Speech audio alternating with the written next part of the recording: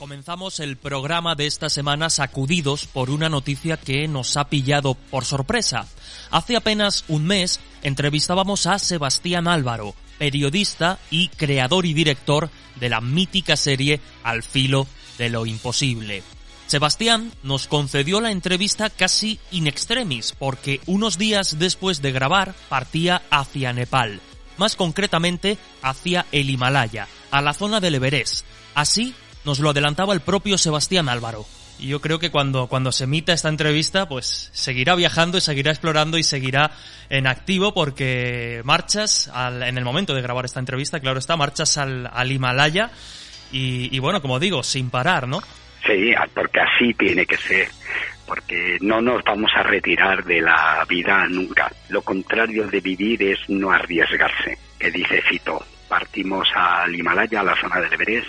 Estamos haciendo un documental con Juanito Oyarzábal y vamos a estar un mes por el Himalaya caminando y espero que sea una experiencia magnífica, esforzada también, y nos cansaremos y lo pasaremos seguramente mal y frío y calor, pero todo eso forma parte de la vida que hemos elegido vivir.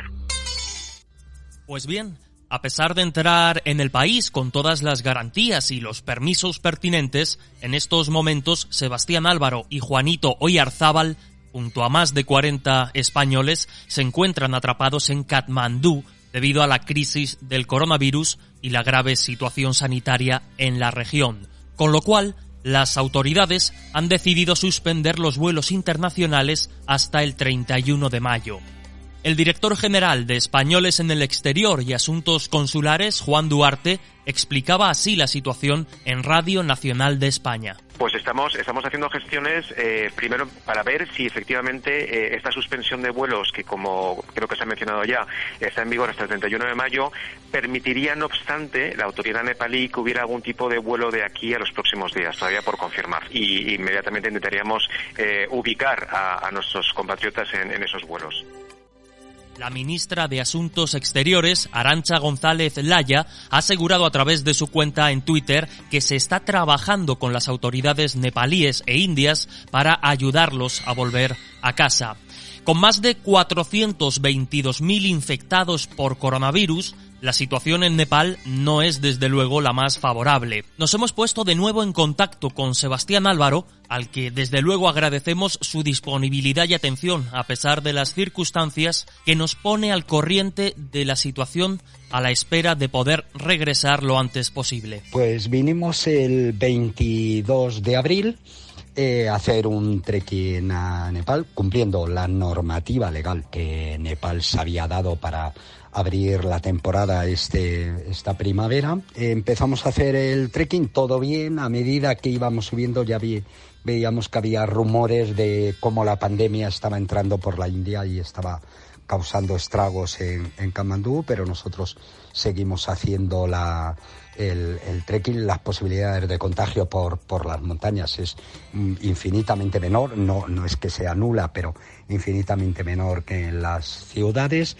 Lo que sí que hicimos fue adelantar unos días para bajar a Katmandú. Llevamos aquí 5 días ante las noticias de que el aeropuerto internacional se cerraba primero hasta el 14 y luego hasta el 31 de mayo, lo que nos obliga pues prácticamente estar aquí atrapados un mes en Katmandú, simplemente por la normativa del gobierno nepalí, que no sé si sabe exactamente lo que está haciendo. Hay un montón de gente atrapada que tendrá que dar solución, de extranjeros, pero mientras tanto la situación es tan caótica en Katmandú y las posibilidades de contagio son tan elevadas que solamente ir a hacer una PCR a un hospital, que debemos de hacerlas para salir del país, pues realmente tienes unas posibilidades de contagio muy elevadas.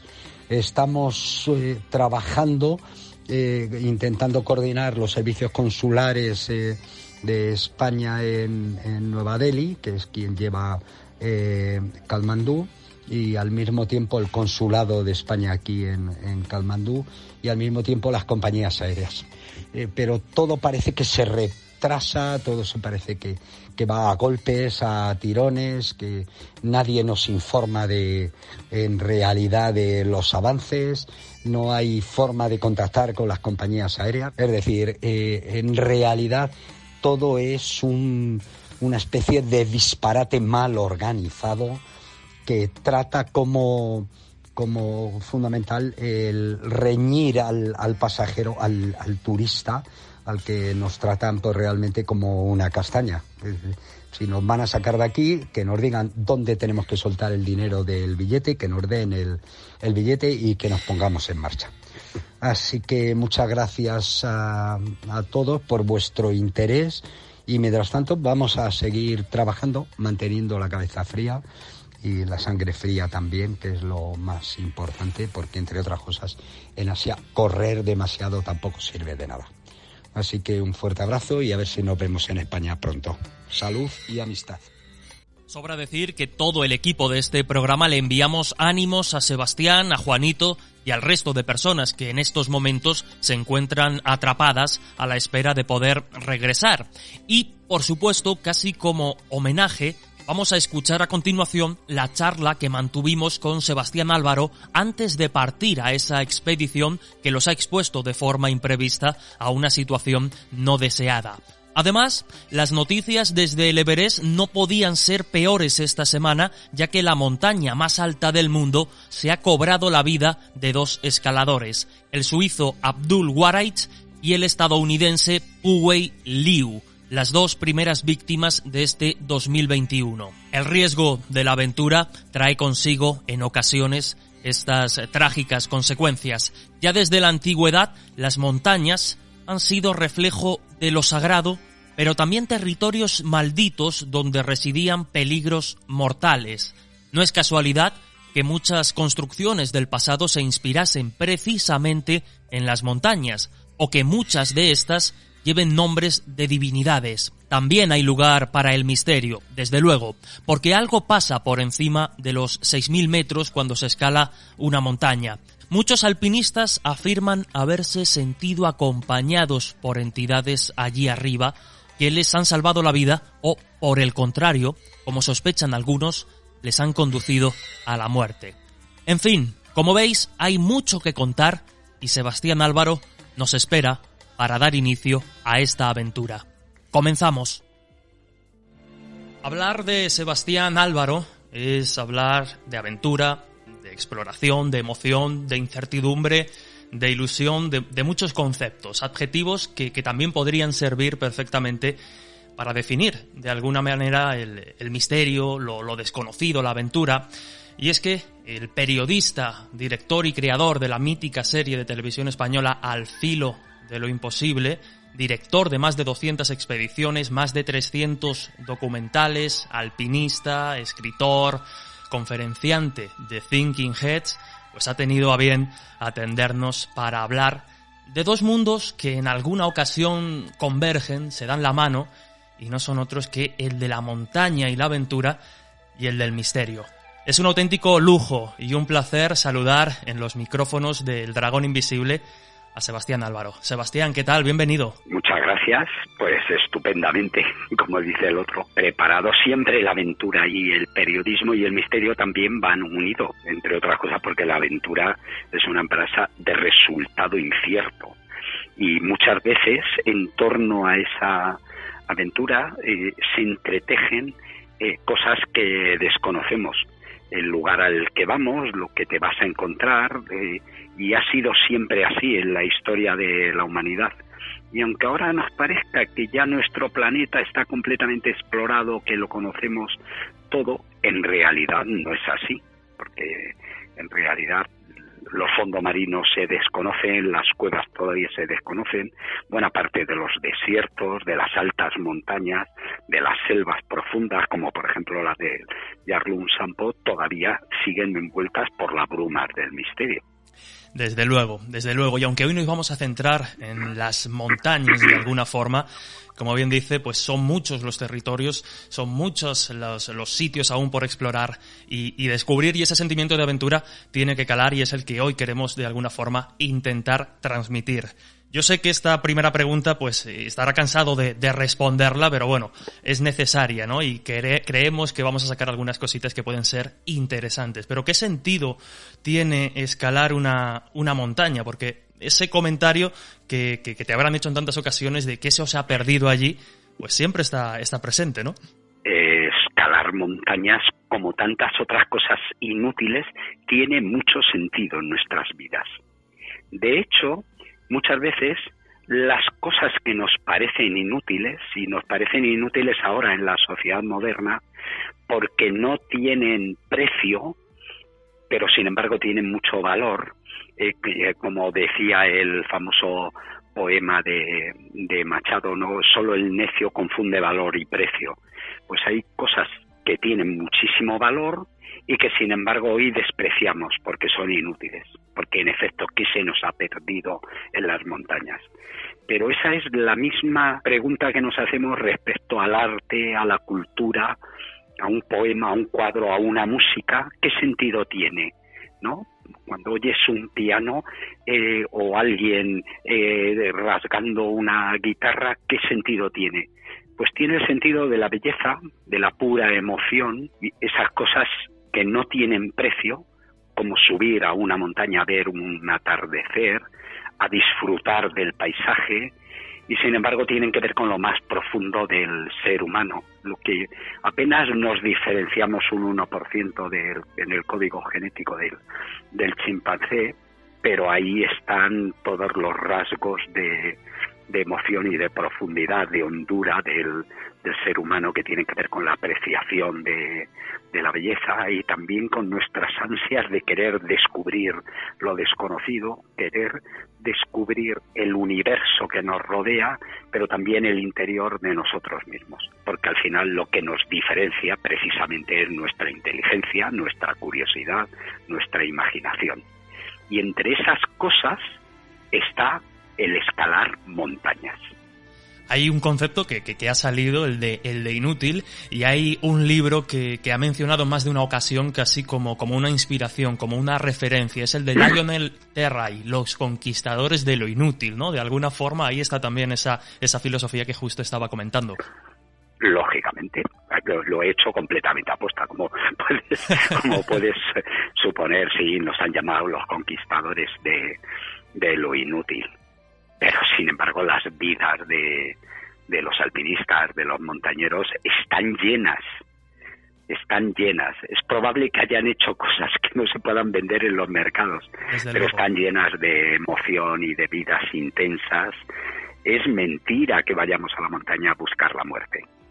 Vamos a las montañas precisamente lo contrario, buscando la vida, buscando la emoción, buscando al mismo tiempo el saber, el entender de nosotros mismos dónde están nuestros límites, el saber que el esfuerzo y el sacrificio forman parte de las cosas que tenemos, el precio que tenemos que pagar por hacer determinadas cosas que sin embargo tienen una profundidad y que tienen valor en sí mismas.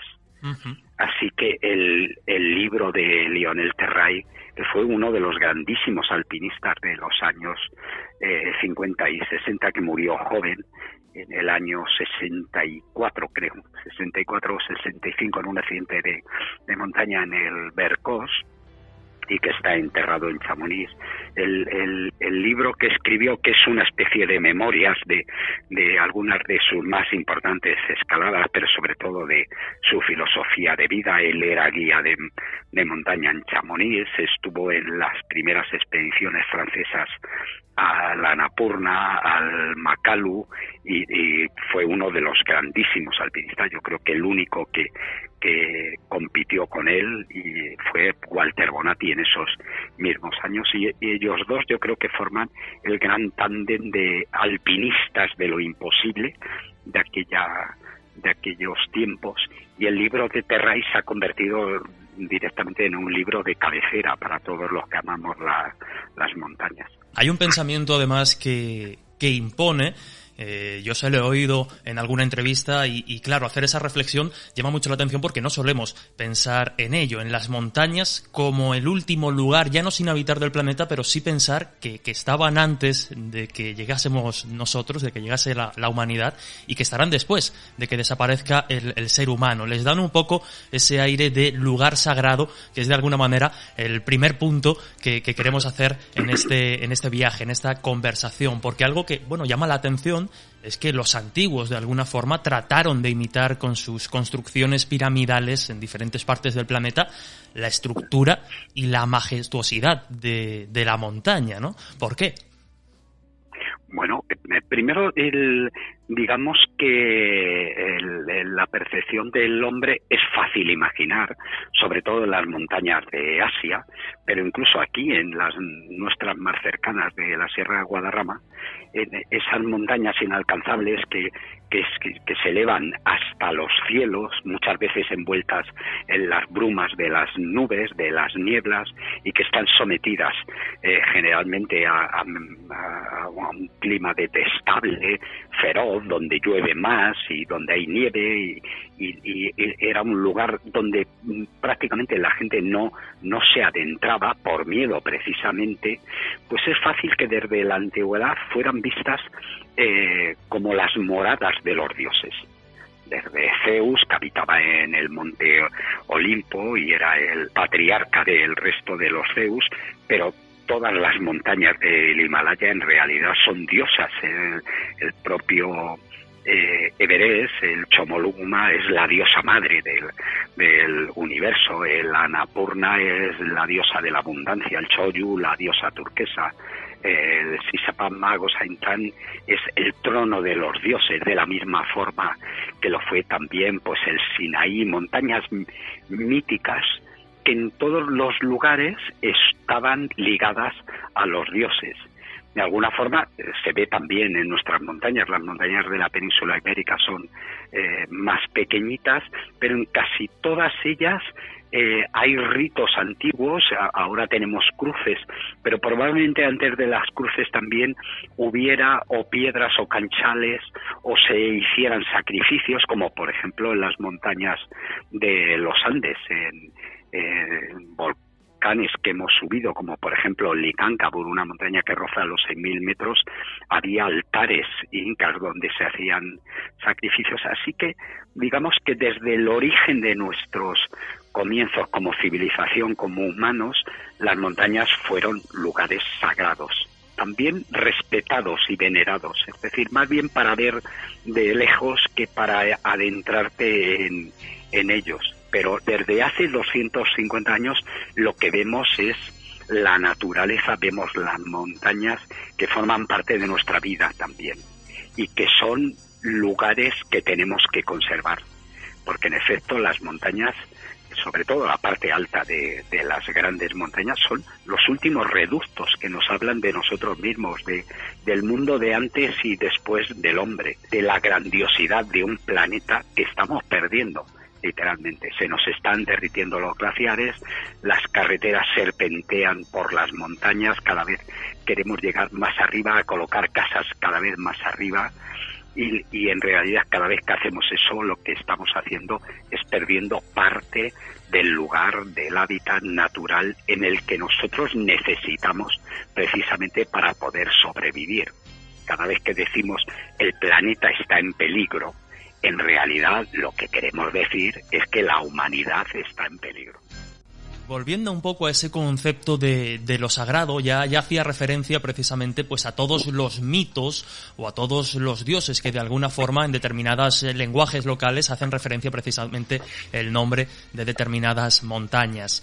Y es que para escalar, por ejemplo, las montañas del Tíbet, hay que tener el beneplácito o la bendición del lama del templo más cercano de la montaña que se quiere escalar, y se hace entonces el ritual de la puya.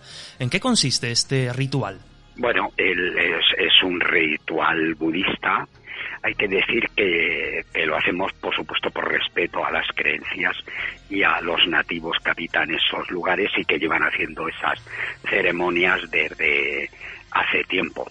Generalmente se suelen hacer en el templo donde está el lama más cercano, pero a veces también se hace al pie de la misma montaña, generalmente por los sherpas que vienen trabajando con nosotros y que llevan a rajatabla determinadas cosas como montar una especie de altar con las banderas de oración, y entonces se hace antes de empezar a escalar la montaña, se hace una ceremonia en que se entrega ofrendas a los dioses de las montañas, y que cada uno trae una lata de cerveza. Generalmente suele haber champa, la harina mezclada con agua, se tira la harina y determinados objetos al aire para que se los lleven.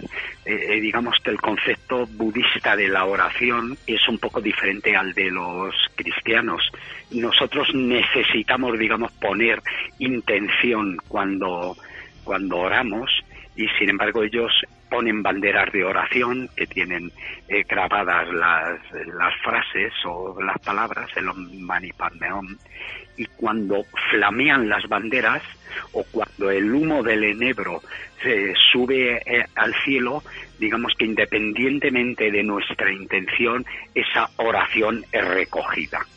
Así que es muy frecuente ver cómo los sherpas, antes de salir por la mañana, cuando salen muy temprano a intentar escalar una montaña, encienden el enebro en el altarcito, y solamente cuando aquello ha ardido y empieza a salir el humo se ponen en condiciones de caminar y de empezar a escalar. Digamos que aunque yo no sea creyente de esa religión, sin embargo siempre muestro un profundo respeto a la gente que cree en ello, y no deja de ser casualidad que en el año 2002, que tuvimos un accidente de helicóptero en el que se mataron 10 personas, entre ellas 6 sherpas que estaban trabajando con nosotros, unos días antes los sherpas se habían puesto de mal humor porque los vientos habían tirado las banderas de oración, y ellos al día siguiente los levantaron, los pusieron, pero de alguna forma para ellos todo eso era un proceso de mal augurio, ¿no? Es una forma, de alguna manera, ¿no?, pues de exorcizar esos malos espíritus de la montaña, esos demonios, como por ejemplo, si no recuerdo mal, los demonios del hielo, los demonios de las grietas, por ejemplo, es uno de los tantos seres que habitan un poco esa mitología y esas creencias. Hay, digamos que son cosas que están entrelazadas a la religión, a las creencias, y también supongo que de alguna forma a sucesos de tipo práctico que ocurrieron. En Nepal ya sabes que generalmente la mayoría de la población es hinduista, pero sin embargo la mayoría de la población que habita la zona alta de las montañas, sin embargo, es budista, porque suelen ser de la gente que emigró del Tíbet y que ocupó los altos valles del Himalaya, como el Valle del Khumbu, que es el del Everest, ¿no? Así que eso mismo ocurre, por ejemplo, en Pakistán. En Pakistán son los fantasmas de las grietas. Y entonces en Pakistán está traducida de forma que en determinadas noches con luna llena y demás, hay fantasmas que salen de las grietas y van a los lugares, a las aldeas cercanas. Yo creo que esto la engancha con la gente, en el sentido de que probablemente lugareños y pastores anteriores que salían con rebaños o que salían a cazar la montaña desaparecían. Probablemente muchos de ellos, y sobre todo en etapas anteriores a la que estamos, en la que los glaciares estaban mucho más grandes y llegaban mucho más cerca de las aldeas, pues que probablemente haya habido gente que haya tenido accidentes y se haya caído a una grieta y no haya vuelto a casa. Y son esos espíritus los que sus gentes queridas, sus amigos y demás, recuerdan volviendo de ese lugar en determinados días. Y de ahí viene, en Pakistán se llaman filis, que son los espíritus de los glaciares. Y llegados a este punto, si os parece, hacemos una breve pausa y continuamos enseguida aquí, en El Dragón Invisible. Continuamos en El Dragón Invisible, Radio Castilla-La Mancha, en esta ocasión charlando con Sebastián Álvaro, al que entrevistamos antes de partir a Nepal, lugar en el que ahora mismo se encuentra atrapado a la espera de poder regresar a España junto con otros españoles, y hablábamos con él de los peligros de las montañas, del riesgo de enfrentarse en ocasiones a la aventura y lo desconocido, y de muchos más misterios. Si os parece, continuamos escuchando esta charla. Y bueno, precisamente hablando un poco de esos malos augurios, pasamos del concepto de lo sagrado al concepto de alguna forma de montañas malditas que también tienen su propia mitología. Y es curioso porque también, pues viendo algunas de sus conferencias, de sus charlas, de sus entrevistas, ha comentado que eso de montañas malditas o asesinas es de lo más incierto, ¿no? Porque es verdad que al fin y al cabo somos nosotros quienes a lo largo de los siglos vamos dando o vamos cargando de significado y emociones estas montañas. Pero sí que es cierto que existe de alguna forma esa tradición, pues en la que por diferentes accidentes pues se les acuña, ¿no?, a determinadas montañas ese concepto de maldita. Una de ellas podría ser una que conoce muy bien, como es el K2, la montaña salvaje, de alguna forma. Bueno, y mucho más. Pues sí, ahora iremos repasando algunas de ellas, porque hay varias. Claro, en realidad podríamos hacer un gran listado, pero por ejemplo, la primera montaña maldita era el Mont Blanc. El Mont Blanc se llamaba Le Mont Maldit, que era la montaña maldita. Solo se le cambia el nombre cuando llega el romanticismo en el siglo XVIII y la montaña, la montaña maldita pasa a ser la montaña blanca.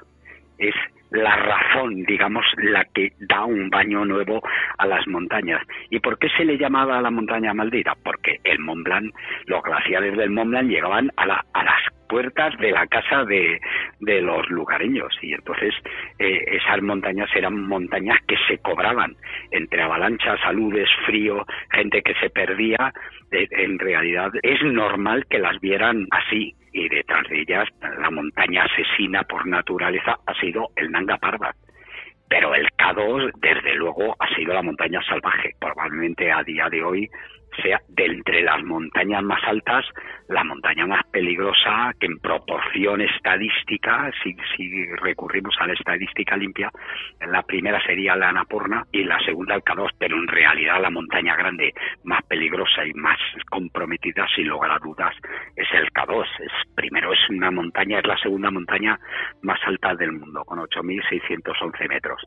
Pero es una montaña inaccesible por todas sus vertientes. Es una especie de Cervino colocado en el corazón del Karakorum, con la diferencia de que para hacer una montaña como el K2 se necesitarían más de 60 montañas como el Cervino. Una montaña de dimensiones colosales, brutales, realmente, que siempre hace mal tiempo, en el que todo lo que ocurre es desmesurado. Los vientos, las avalanchas, las caídas de piedras, los glaciares, todo es desmesurado. Y desde luego, iba a decir los antiguos, pero los antiguos y los modernos. Yo he estado 4 veces en el K2 por vertientes diferentes y siempre es una montaña que te impone un respeto. Así que es normal que si nosotros con nuestra mentalidad, digamos, renacentista moderna, que vemos que en realidad las montañas forman parte de nuestro planeta, que están sometidas a leyes físicas, que hoy sabemos cuándo va a llegar una borrasca, cuándo va a nevar a 5.000 o a 6.000 metros, cuándo vienen vientos fuertes. Si somos capaces de racionalizar todo eso, y a pesar de eso, cuando llegas a esa montaña y la miras y te pones a subir, estás muerto de miedo, pues qué suponer que ocurriría pues hace un siglo, 2 siglos, ¿no? O mucho más atrás. Ahí se encontró un cazador-recolector muerto en los Alpes y con una antigüedad de hace 5.000 años, ¿no? ¿Cómo verían los lugareños una montaña como el Mont Blanc y sus glaciares hace 5.000 años? Pues con un temor reverencial. Desde luego. Además, el K2 tiene en su historia, dentro de sus expediciones, a un personaje que fue denominado la Gran Bestia, como es Aleister Crowley, que fue, si no me equivoco, el integrante de la primera expedición que se hizo al K2. ¿Puedes contarnos un poco más de esta primera intentona, de alguna forma, que tenía de por medio a este personaje, pues de alguna forma también maldito? Fue una de las primeras. En realidad fue la primera que intentó escalar con seriedad el monte. Esto fue en 1902. En 1892 había estado Martin Conway. Es el primero que hace una exploración ya seria del Karakorum y se da cuenta, ve el K2, por supuesto. Suben una montaña los pioneros, que está en la zona del Chogolisa, pero bueno, que es una montaña seria ya, de 6.000 y pico metros, pero Conway se da cuenta que el K2 le sobrepasa sus posibilidades, ¿no? Y entonces no va a escalarla. Pero en 1902 se junta un grupo sumamente curioso, entre los que está Aleister Crowley, que es uno de los personajes de estos que ha dado la historia de la montaña absolutamente irrepetible, ¿no? Con él va Oscar Eckstein, que es un grandísimo alpinista al que debemos la creación de los rampones modernos. Y entonces se van a escalar el K2, claro, sin botellas de oxígeno, no está ni al alcance de uno de cada millón de personas, ¿no?, del planeta. Pero en aquellos tiempos, con aquellos materiales, y además tenían en contra las autoridades británicas, que por entonces dominaban la zona, porque digamos que era gente poco ortodoxa y que no era gente afecta al imperio y a la moral victoriana de entonces. Y sobre todo Aleister Crowley le llamaron la Gran Bestia, era partidario de las orgías y de la utilización de drogas para llegar al más allá.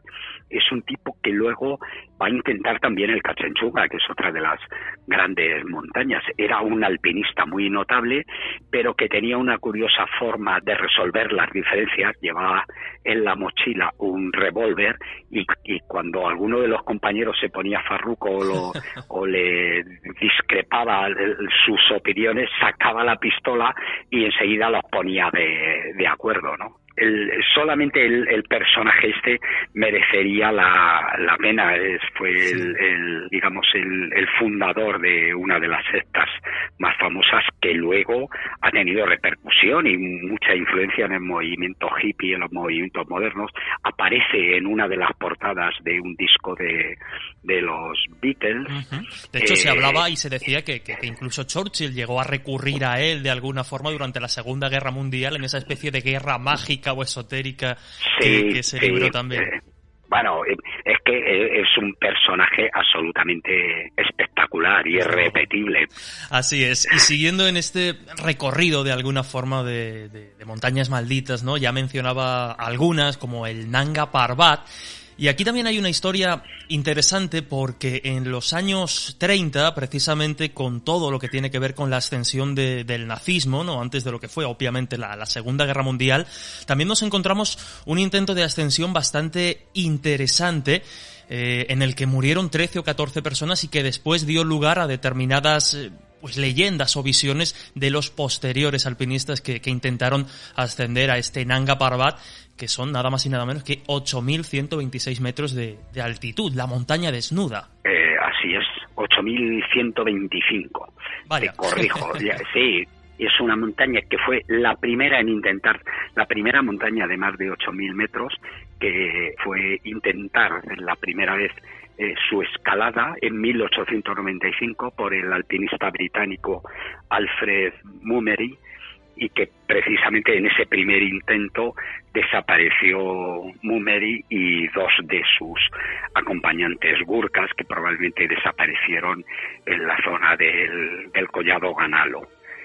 No se volvió nunca a saber de él. Lo importante relacionado con tu pregunta es que en el periodo entre guerras, acercándose a la Segunda Guerra Mundial, está el ascenso de los movimientos fascistas en toda Europa, y que tuvo especial relevancia en Alemania. En Alemania, las consecuencias tan duras del Pacto de Versalles que les imponen los aliados por la pérdida de la Primera Guerra Mundial va a provocar una multitud de miseria en la gente, un montón de parados, y hay un montón de gente, de chavales jóvenes, que no puede vivir en las ciudades y se busca la vida para ir a vivir al campo, al pie de las montañas. Les van a llamar pájaros errantes. Esa gente que no tiene nada que perder, de repente va a hacer un alpinismo muy diferente hasta entonces se hacía, que es alpinismo extremo. Ellos concebían la vida como lucha o muerte. Y entonces se dedicaron a hacer los grandes retos que quedaban, que eran las caras norte de los Alpes y algunas de las rutas más difíciles. Y ese tipo de alpinismo lo van a llevar como una especie de lucha ideológica al Himalaya, al Nanga Parbat. Van a hacer del Nanga Parbat la montaña del destino de los alemanes. Eso ya está relacionado con la ascensión de Hitler al poder. A los primeros vencedores de la cara norte del Eiger los recibe Führer y hacen del Nanga Parbat en realidad un reto de la superioridad de la raza aria.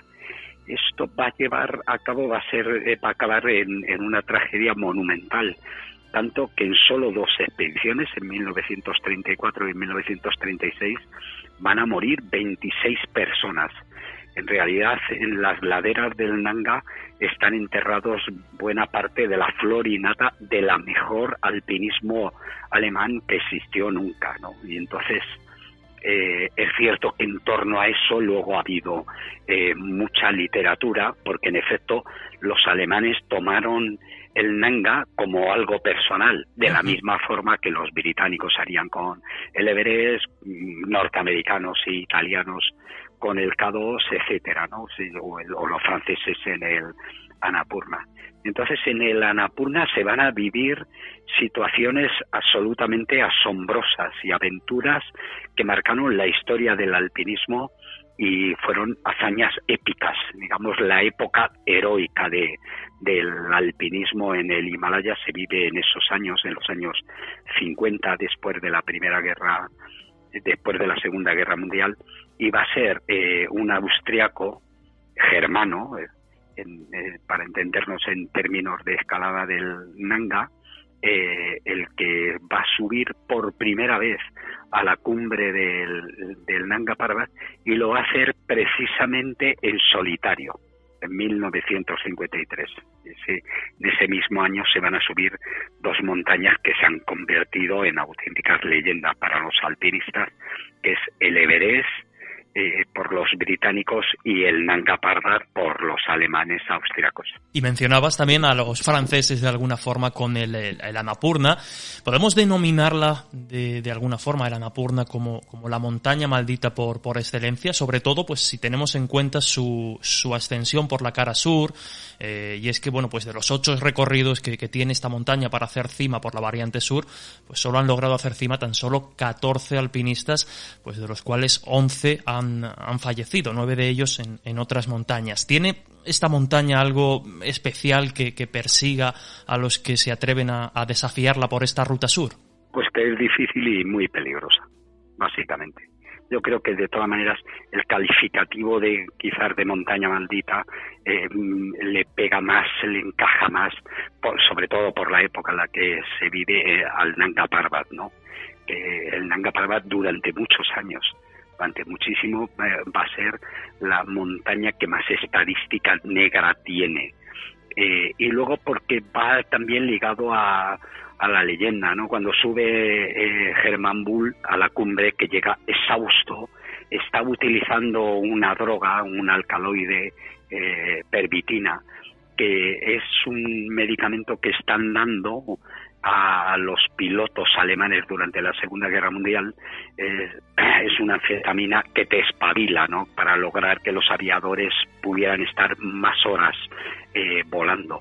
Ese mismo tipo de componente lleva Hermann Bull y llega a la cumbre, digamos que lleva, me parece que son 4 pastillas, se mete 2, llega a la cumbre a gatas, pero luego en la propia bajada no puede con su alma y además le toca vivaquear de pies. Va a ser la primera vez que un alpinista pasa una noche al raso por encima de 8.000 metros.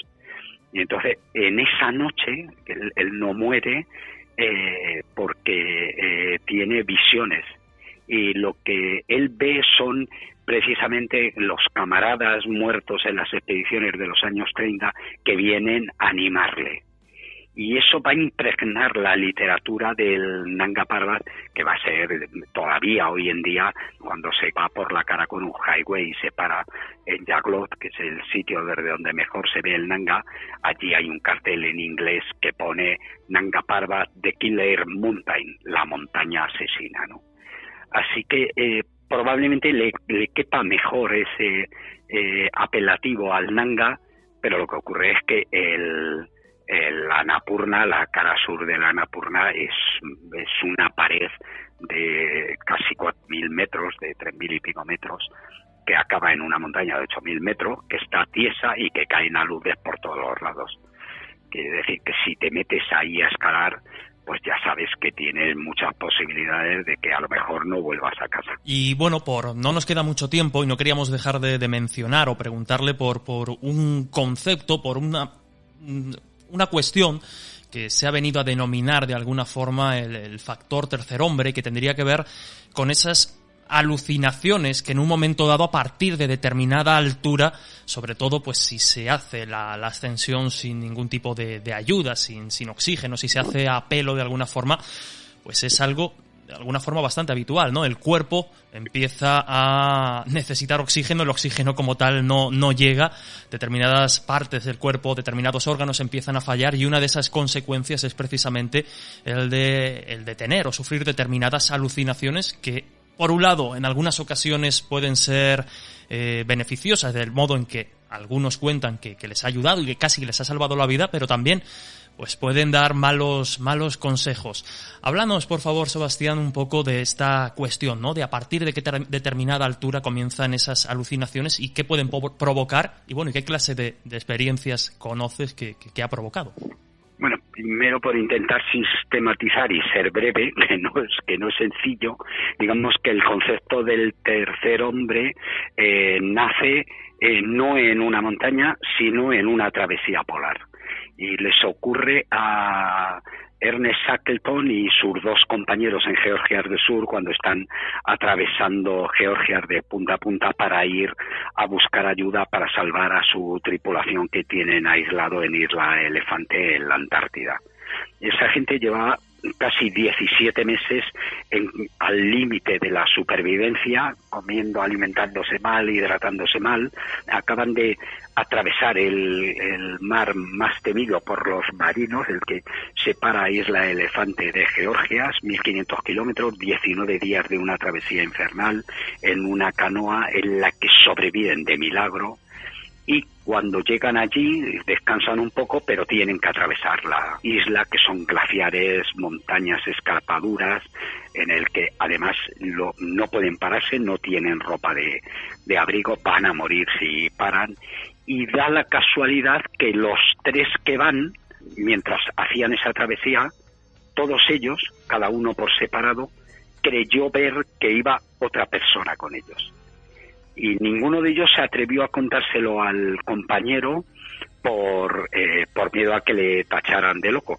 Pero cuando terminó bien la historia y ya se recuperaron, lo pusieron en común y dijeron: bueno, es increíble que todos nosotros hayamos vivido una historia así, que muy probablemente fuera por las condiciones que estaban al límite, exhaustos, y que hoy sabemos cómo nuestra cabeza, que está bañada de líquidos y de químicos que nos hacen sentir como sentimos por la dopamina, etcétera, todo eso nos provoca en realidad reacciones para intentar salvarnos.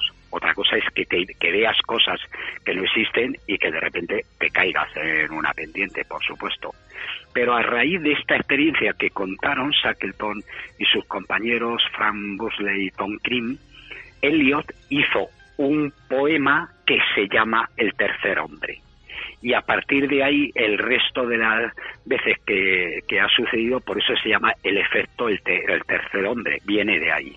Bien, nosotros lo vivimos de modo cercano, muy próximo, con un compañero nuestro, Juanjo San Sebastián, en el K2, también en condiciones extremas, lo cual quiere decir que siempre es una cuestión vital de supervivencia, y cuando el organismo le hemos llevado probablemente más allá del límite de lo soportable, Juanjo vivió una noche a 8.000 metros cuando llevaban ya varias noches por encima de esa altitud, sin botellas de oxígeno, sin beber prácticamente nada de líquido, y de repente en una pendiente de hielo en la que si se dejaba se caía al vacío, estuvo viendo cómo una compañera del trabajo le decía, pues ¿por qué pasas frío?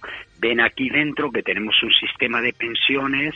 Y él lo que nos contó, y lo sacamos en el programa, es que él veía con claridad a esa persona y que quería negarse, y que eso le mantuvo en vela toda la noche, que no se mató. Luego al final le amputarían 7 dedos de las manos, pero eso es literatura recurrente, porque es lo mismo que le ha pasado a Hermann Bull. Y luego, por otro lado, a mí me parece que ese tipo de comportamientos explican cosas inexplicables en personas que han desaparecido en el Himalaya, ¿no? Gente que se queda en una tienda y que cuando 3 días llega más tarde no hay nadie, o que las pisadas en vez de ir para abajo van para arriba o para otro lado. Yo creo que ese componente del tercer hombre probablemente haya tenido que ver con muchas de las desapariciones que no tenemos razones lógicas para poder explicar.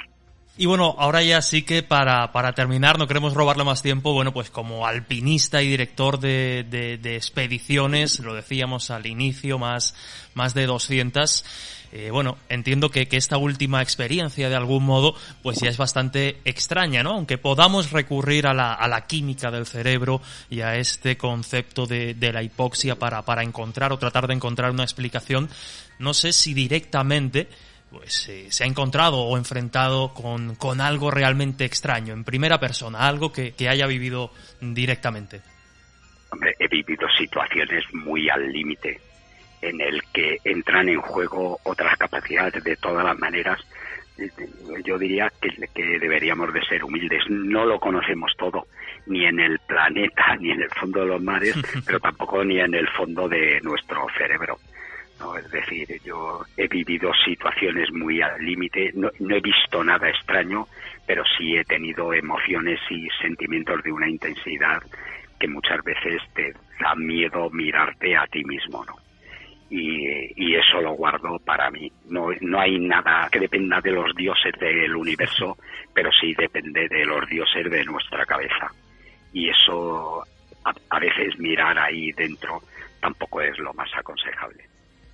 Pues ahora sí que sí, de verdad, un auténtico lujo, un placer escucharle, aprender y revivir de alguna forma pues tantas y tantas aventuras también para todos nuestros oyentes. Sebastián Álvaro, de verdad, muchísimas gracias, un auténtico lujo, y como decimos siempre, esperamos que no sea la última vez que podamos escucharle los micrófonos del Dragón Invisible. Muchísimas gracias. Muchas gracias a vosotros, y ya sabéis dónde me tenéis, a vuestra disposición, amigos. Un abrazo.